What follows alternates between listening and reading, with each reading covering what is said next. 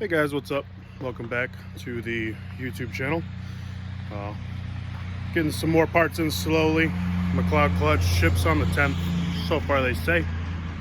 But we actually got our catch can in that order a while ago. Because if you haven't known, I was running breathers. So we're going to throw the catch cans on today, or catch can. It's the UPR one. Let's take a look at it. All right, so we're on the workbench, aka the tailgate. The UPR catch can, part number, it's on here somewhere, 5029216. This is in the satin, I believe. There's your catch can, 10 AN fitting, and your breather, your drain.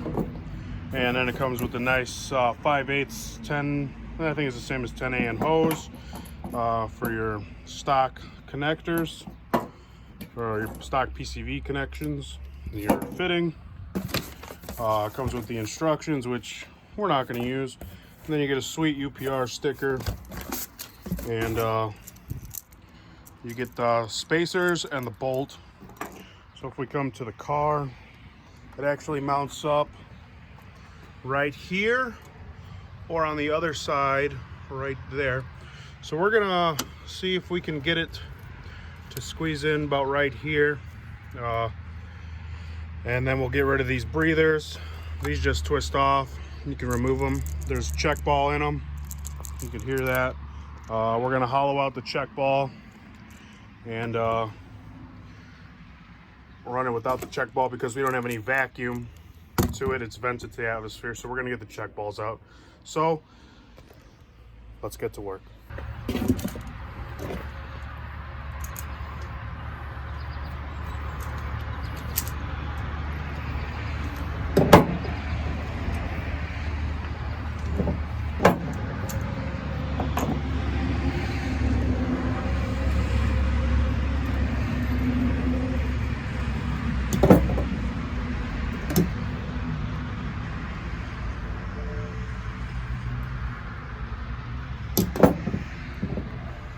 So the driver's side one is already hollow.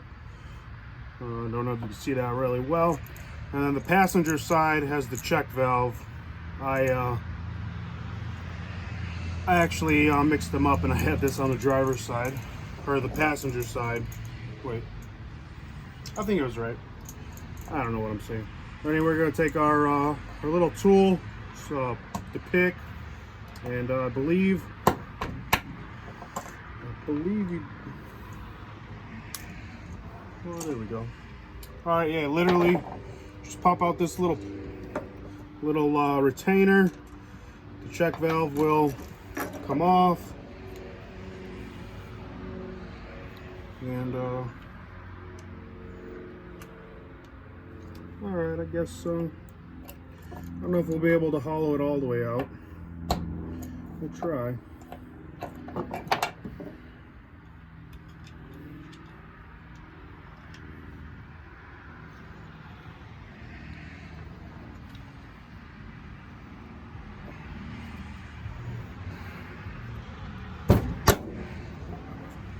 There we go. All right, screwdriver, pound on it, and that popped right out. All right, now that one's hollow. That one's hollow. So we'll go ahead and throw these back on the car, and then we'll install these.